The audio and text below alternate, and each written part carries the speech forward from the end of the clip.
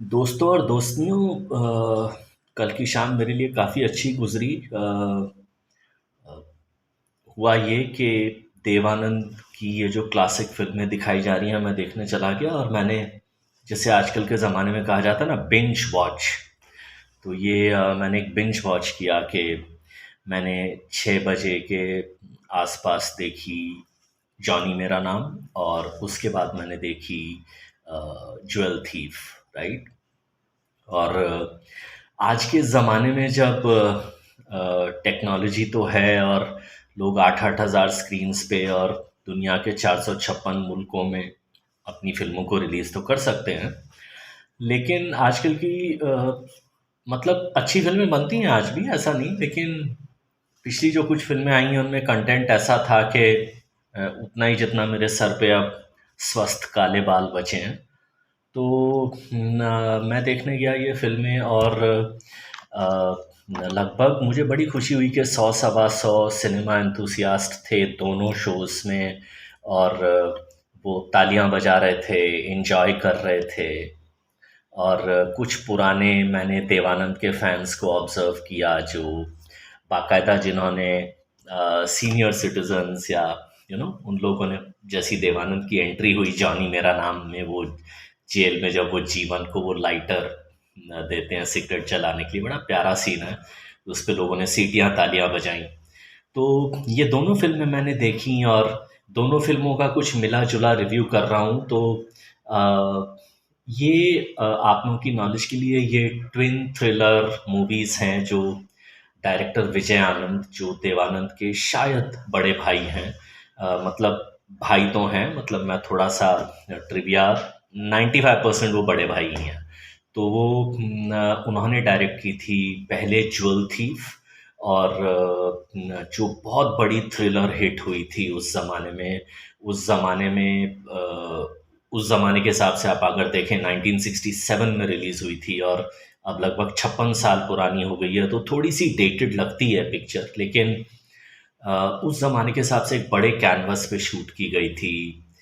थोड़ा बहुत मतलब अलग अलग शहरों में कहानी सेट की गई थी, और फाइनल फिर आई थिंक गैंगटॉक में होता है इस फिल्म का।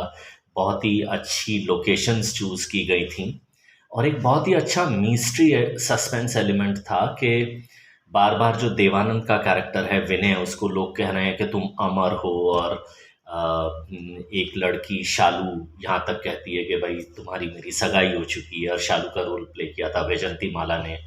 और आप जब ये और फिर बाद में क्या उनका कोई जुड़वां है, क्या थ्रिलर है, आप में से जिन लोगों ने फिल्म आज तक नहीं देखी है, उन लोगों के लिए ये एक सस्पेंस एलिमेंट हो सकता है, तो मैं स्पॉइलर नहीं दूंगा। और साथ में चल रहा है कि मशहूर ज्वेल थीफ है जो कहीं से भी हीरे चुरा लेता है, जवाहरात चुरा लेता है, और ये शक भी देवानंद के ही ऊपर जा रहा है बार बार कि वो कोई या तो देवानंद ही है, या वो जो अमर नाम का कैरेक्टर है वो है जो ये काम कर रहा है देवानंद से अपनी मिलती जुलती शक्ल का फ़ायदा उठा के। तो ये एक इंटरेस्टिंग टाइप कहानी थी, और इस फ़िल्म के गाने आज तक लोग रीमिक्स कर कर के भी अपनी दुकान चलाने की कोशिश करते हैं, और ये दिल ना होता बेचारा आज भी पार्टीज़ में यंग जनरेशन गाती है। तो ये फ़िल्म थी, अगर आपने मिस की तो फिर अगर हम सिनेमा एंथुसियास्ट हैं तो हमें जाना चाहिए था वो फ़िल्म देखने के लिए।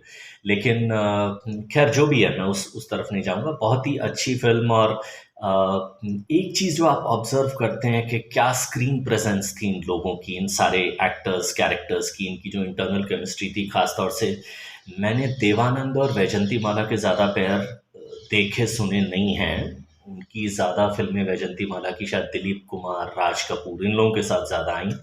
लेकिन इस फ़िल्म में जो आप उन दोनों की केमिस्ट्री देखती हैं, और नो डाउट कि वैजंती माला को अपने ज़माने की नंबर 1 सुपरस्टार एक्ट्रेस कहा जाता था। वो उनके नाम पे भी फ़िल्में चलती थीं, और इतने कद के एक्टर्स के सामने उनकी एक पर्सनैलिटी थी, और वो दिखती है। मतलब that lady has such grace and charm and beauty, मतलब वो जब बस वो आती हैं पर्दे पर, आप ऐसे देखते हो कि यार क्या हीरोइन थी, मतलब। तो अ, न, वो ये जो भी एक एक लव स्टोरी टाइप है उनकी।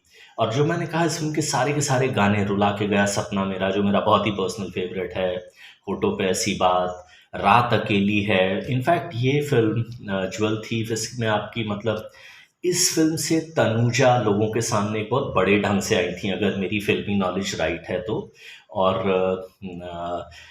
आपको तनुजा के इस एक्टिंग में वो झलक दिखेगी कि why Kajol has that kind of an energy, वो खून में ही आ जाता है ना। तो और एक ट्रिविया के यश जौहर इस फिल्म में एक प्रोडक्शन कंट्रोलर थे। तो ये फिल्म एक एक उस ज़माने की बहुत ही बड़ी थ्रिलर हिट हुई थी। और इसके 2 साल बाद आई थी जॉनी मेरा नाम, जो पब्लिक की एक्सपेक्टेशंस थी कि जिन लोगों ने जॉनी मेरा नाम बनाई है, अब वो ये फिल्म बनाएंगे और भी क्या करेंगे, क्या ज्वेल थीफ की वो जो ऑरा थी पूरी, एक एक स्केल था, क्या उसको स्केल अप कर पाएंगे।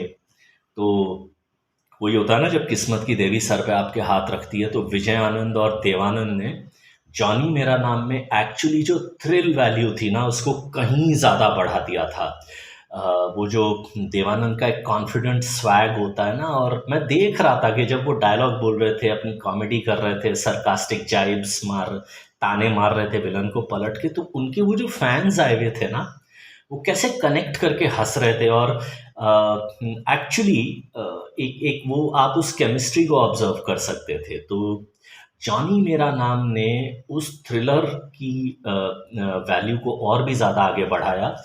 और जॉनी मेरा नाम बिसाइड्स बीइंग एक बहुत ही अच्छी लिखी गई कहानी और बहुत ही उस ज़माने के हिसाब से काफ़ी टाइट स्क्रीन प्ले, तो उसके जो बाकी भी कुछ हाइलाइट्स हैं, जैसे आई.एस. जौहर का बहुत ही मेमोरेबल रोल है इसमें, ट्रिपल रोल किया उन्होंने, पहला राम, दूजा राम, तीजा राम, बहुत ही अच्छी कॉमेडी है।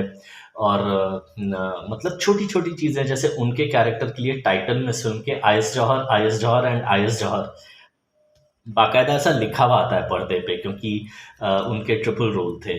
और इसके अलावा इस फिल्म में जो वो जो प्रेमनाथ का जो कैरेक्टर है, और उसकी जो उसके अंदर इतनी नफ़रत क्यों भरी पड़ी है, वो एक सीन है जो क्लाइमैक्स में आता है। वो थोड़ा-सा आपके लिए स्पॉइलर हो जाएगा कि उनको किस इंसान से एक्चुअली बदला लेना है और क्या करना है।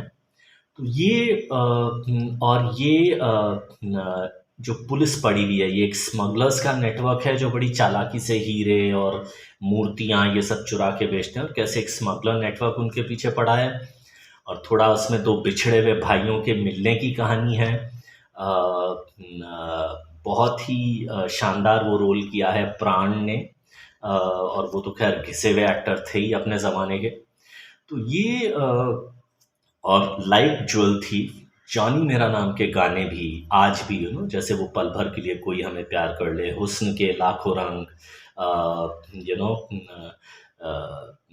नफ़रत करने वालों के सीने में प्यार भर दूँ, मतलब ये टोटल फ़िल्में थीं। और आज की कुछ फ़िल्मों में ये जो चीज़ एलिमेंट मिसिंग होता है ना, स्टोरी टेलिंग, कि भाई आपके पास टेक्नोलॉजी नहीं थी, आपके पास वीएफएक्स नहीं था, आपके पास ग्लोबली 4-4 हज़ार, 10-10 हज़ार स्क्रीनों में फ़िल्म रिलीज़ करने की कैपेसिटी नहीं थी, लेकिन फिर भी आपने एक ऐसी फ़िल्म बनाई जो आज 50-55 साल बाद भी कम से कम एक बार देखने के तो लायक है।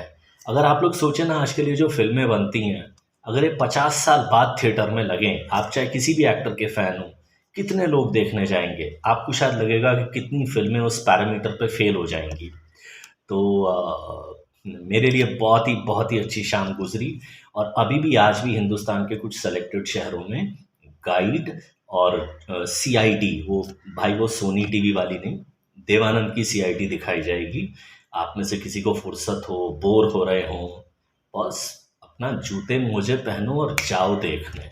ये हम लोग कंप्लेन करते हैं कि कंटेंट का सिनेमा नहीं, और जब इसमें और भी एनकरेज किया जाना चाहिए एनएफडीसी को, जिन्होंने ये प्रिंट्स रिस्टोर किए और ये फिल्में हमारे सामने पेश की, उन लोगों को, आईनॉक्स या जो भी ये मल्टीप्लेक्स चेन है, जिन्होंने हिम्मत की कि इस ज़माने में भाई देखने कौन आएगा, बावजूद उसके वो ये फिल्में दिखा रहे हैं। तो प्लीज़ इस इनिशिएटिव को अगर आप एक्चुअली इंडियन सिनेमा के लवर हैं तो चाहिए फ़िल्में ये देखिए। अभी भी 2 दिखाई जाएँगी तो मुझे अच्छा लगेगा अगर मैं 10 लोगों को भी एनकरेज कर पाया हिंदुस्तान के किसी भी शहर में ये बची हुई 2 फ़िल्में जाके देखने के लिए। So thank you all those who brought these classics to the screen again और मेरे जैसे इंसान को एक अच्छी मेमोरी देने के लिए। Thank you.